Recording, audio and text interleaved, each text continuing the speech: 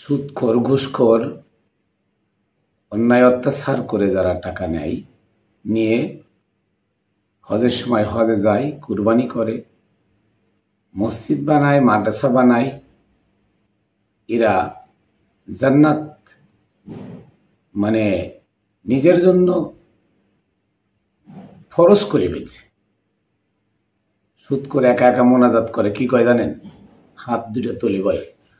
সুদখোর ঘুষখোর যারা মোনাজাত করে, এখনকার কোটিপতি আমলা কামলা বড় বড় অফিসার যারা আছে, তারা কোটি কোটি টাকা সুদ খেয়ে বানাইছে। এটা কি কয় জানেন?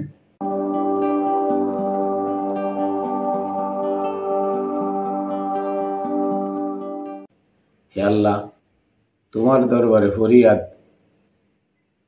এক বলৎকার মোল্লা আমারে কইল যে হাদিসে আছে যে দুনিয়া একটা মসজিদ বানাইব, সে যেন জান্নাতে একটা ঘর বানায় নিল। তাই আমি সুদ খাওয়া টাকা, ঘুষ খাওয়া টাকা, হারাম টাকা, ছিনতাই করা লুটের টাকা দিয়ে আমি মসজিদ বানায় দিছি, দামি দামি টাইলস লাগাই দিছি, ভালো ভালো ফিটিংস লাগাই দিছি, এয়ার কন্ডিশন লাগাই দিছি 150, ইমাম রেখে দিছি 50,000 টাকা বেতন, মুয়াজ্জিন রেখে দিছি 20,000 টাকা বেতন, খাদেম 5 জন রেখে দিছি, আমি বেতন দিই। হে আল্লাহ, তুমি দয়া করে আমারে কবুল করে নাও। এবার কুরবানির সময় আমি 10টা কুরবানি করব। আমি এলাকায় মাংস দিই না, কারণ আমার বাপ ছিল চৌকিদার, আমার দাদা ছিল দফাদার, আমি ওই ফ্যামিলির ছেলে। শুধু গরিব আর গরিব, আমার ফ্যামিলি যা আছে সব গরিব। ভাগ্যবশত লেখাপড়া করে বিসিএস ক্যাডার হয়ে বাপ মারে বৃদ্ধাশ্রমে দিয়ে আসছি, এখন আর ঝামেলা নাই। আর আমার ওই গরিব এলাকার মানুষগুলো আমি দেখতে পারি না, কারণ ওই ছোটবেলায় আমাকে একটা প্যান্ট কিনে দিত 3 বছরে, একটা শার্ট কিনে দিত 5 বছর কিনছি, একটা জুতা কিনে দিত, সেলাই করে করে আমি দীর্ঘ জীবন পড়ছি। আমার এই কথা মনে আছে। তাই আমি গরিব চোখে দেখতে পারি না। এই জন্য কি করি, বিয়ে করেছি এখন বড় লোকের একটা মেয়ে, কোটিপতির মেয়ে। তাই আমার আত্মীয় স্বজন সামলাইতেই কাম সারা। আমি 10টা গরু জবাই করি, সব আমার বড় বড় আত্মীয় স্বজনকে দিয়ে দিই। আল্লাহ, তোমার সন্তুষ্টির জন্যই তো করি, তুমি তো টাকা দিছো।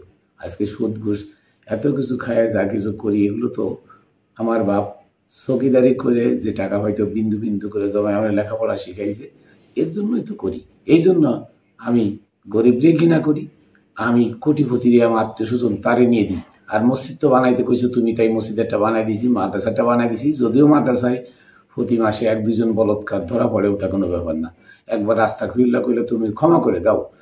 হুজুরটা বলছে যে যদি তুমি তওবা করো, একবার রাস্তা খুললা রব্বি মিন কুল্লি জামবি ওয়া তুবু ইলাইহি কও, তাহলে তো ক্ষমা। একবার সূরা ফাতিহা 3বার সূরা ইখলাস পড়লে তুমি তো ক্ষমা করে দাও। হে আল্লাহ, আমি তো এগুলোই করি, তোমার যাতে তুমি খুশি, আমি তো তাই করি। তবে সুদ খাওয়া বন্ধ করতে পারবো না, কারণ সুদ খাওয়া বন্ধ করলে আমার বউর চাহিদা পূরণ করতে পারবো না, ছেলে মেয়ের চাহিদা পূরণ করতে পারবো না। এই জন্য আমি সুদ খাওয়া বন্ধ করতে পারবো না। এবারও হজে যাব, হজে গিয়ে আমার বউ ছেলে মেয়েদের কিনে হজে যাব, হজে গিয়ে কোটি কোটি টাকা এখানে খরচা করবো। আসার সময় 50 লাখ টাকা স্বর্ণ কিনে আনলে আমার লাভ আসলে উঠে যাবে। আল্লাহ, তুমি তো দিছো, তোমার শুকরিয়া আদায় করি। তুমি দিছো, এগুলো তোমার জন্যই তো করি। আলহামদুলিল্লাহ। তুমি এত কিছু না দিলে কি ভাবতাম? সামান্য আমি দফাদারের চৌকিদারের ছেলে, আজকে কোটি কোটি টাকার মুখ দেখছি। হ্যাঁ, আজকে আমি এত কিছু তো তোমার রহমতে পাইছি, তোমার রহমতে পাইছি। এই জন্য আমি 10 বার হজ করে আমার নামের আগে হজে লাগাই ফেলাইছি। কুরবানি 10টা 12টা করে মানুষ দেখে যে আমি বড় বড় গরু কিনে কুরবানি করি। এর থেকে আর ভালো কাজ আছে? হাই, তুমি তো আমার বেহেশত তো তোমার কাছে ফরজ হয়ে গেছে। এত ভালো কাজ আমি করতেছি, মসজিদ অন্তত মসজিদ বানায় 1000 মাসি নামাজ পড়ে, ভালো কাজ না? এইগুলো বলে মোনাজাত করে আর জান্নাতের হুরেরও আশা করে। বউর কাছে যাই শোনায় আমি 70টা হুর পাবো, কারণ জান্নাতের মধ্যে ঘর তো বানায় ফেলাইছে, মসজিদ বানাইছে মানে ঘর বানায় ফেলাইছে, সৎকায় জারিয়া করে ফেলাইছে। আমি শুয়ে থাকবো কবরে, আর খালি সব আমার ট্রাক ট্রাক আমার যাইতে থাকবো। এই হচ্ছে সুদখোর ঘুষখোর ছগলখোরের মোনাজাত, ছগলখোরের ইবাদত। এই ছগলখোররা হজ করতে যায় কার টাকায়? ছগলখড়ি টাকায়। কোরবানি করে কার টাকায়? ছগলখড়ি টাকায়। সুদ খেয়ে, ঘুষ খেয়ে। আর এর বিপরীতে ওই গরু ছাগলগুলো কি মোনাজাত করে জানেন? হে আল্লাহ, তুমি পশু বানাইছো, আপত্তি নাই, কিন্তু তুমি আমাদেরকে এত বদনসিব বানাইছে, এর জন্য তোমার কাছে দুঃখ প্রকাশ করি। সুদখোর, ঘুষখোর, সুদের টাকা ঘুষের টাকা দিয়ে আমাদেরকে কিনে জবাই করে, এটা বদনসিব। তুমি যদি গরু, ছাগল, উট, ভেড়া, মোষ না বানাই, আমাদেরকে বাঘ সিংহ বানাইতে, এই সুদখোর, ঘুষখোরের ঘাড়টা মটকায় খেয়ে ফেলাইতাম আমরা।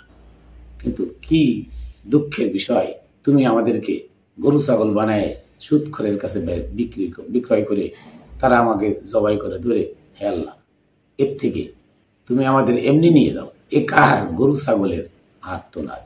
এখন আসেন যে এই যে হজ, আল্লাহ বলছে হজ্জুল বাইত, কোরআনে আছে হজ্জুল বাইত, মানে ঘরের হজ করো। আর হজ শব্দের অর্থ হচ্ছে অনু করে খুঁটে খুঁটে নিজের মধ্যে সব দোষ ত্রুটি বের করে ফেলে দেওয়ার নাম হল হজ। আর আমরা বিমানে উড়ে সৌদি আরব যে আদম আলাহ ইসলামের রওজা ঘুরে হজ করে আসতেছি। হায় রে, না বুঝলে যা হয়। কোরবানি হচ্ছে নিজের নিকটের বস্তুগুলো, নিকট বস্তুগুলো। সে কি ইব্রাহিম আলাইহিস সালাম স্বপ্ন দেখেছিলেন, সূরা সাফফাতের 102 নম্বর আয়াত খুলে দেখেন। ইব্রাহিম আলাইহিস সালাম স্বপ্ন দেখে তার ছেলেরা বলেন, আমি স্বপ্ন দেখেছি তোমাকে কুরবানি করবো। ছেলে বলল, করো, রাজি। সূরা সাফফাতের 105 নম্বর আয়াত আল্লাহ বলেন যে, হে ইব্রাহিম, কদ সাদ্দাক্তার রুইয়া, তুমি তোমার স্বপ্নকে বাস্তবায়ন করেছো। আমি কি তোমাকে হুকুম করেছি?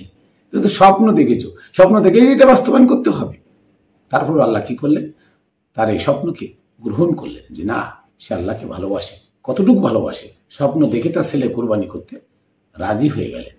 আর তুমি কোন কুরবানি করো? 7 সুদে, 7 জন সুদ করে একসাথে সুদের টাকা দিয়ে গরু 7 ভাগে কিনে মোল্লা মুন্সিরা এই কথা কয় কেন জানেন? চামড়া বেচা টাকাটা তারা পাবে। তারা চামড়া বেচা টাকাটা দরকার তাদের, এই চামড়া বেচা টাকাটা তাদের দরকার বিধায় তারা কুরবানি করতে কয়। জবাই দিলে 500 টাকা পাবে। তাহলে এই কুরবানি শব্দের অর্থ নিকটত্ব বস্তু। 7 জনে মিলে একটা গরু জবাই করে আল্লাহরে খুশি করবেন। কোথায় আছে কোরআনে দেখাতে পারবেন যে 7 জনে মিলে একটা গরু কুরবানি করতে হবে? কোথাও নাই। তাহলে এরা পাইলেন কই? এরা এজমা কিয়াস মোল্লা মুন্সিরা বানাইছে। এগুলো সম্পূর্ণ বৃথা।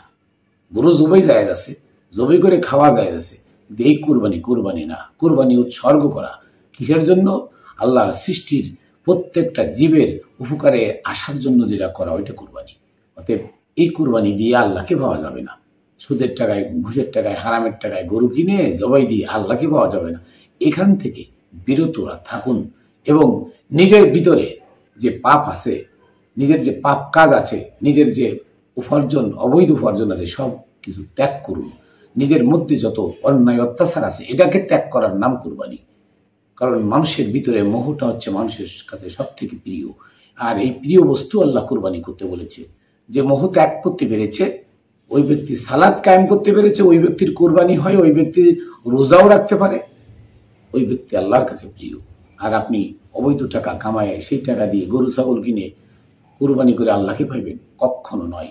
আসুন আমরা এই অন্যায় অত্যাচার থেকে, এই অবৈধ পথ থেকে সঠিক পথে এসে সঠিক ইসলামকে বুঝে, নবীর বাতায় দেওয়া ইসলাম, কোরআনে যেটা আছে আহলে বায়াত এবং কোরআনকে আঁকড়ে ধরে সৎ পথে চলে নিজেকে বাঁচাই। এখানে শেষ করছি আমি আজকের এই কথা। ওমা তৌফিক ইল্লা বিল্লাহ। ভুল ত্রুটি ক্ষমা করবেন। এবং আমি আমার শেষ সালাম পাক পাঞ্জাতনের রওজায়, বাবা শাহ আলীর রওজায়, আমার মুর্শিদ মানিক খান শাহ আলাইহিস সালামের পাক কদমে দিয়ে এখানে শেষ করছি। জয় গুরু।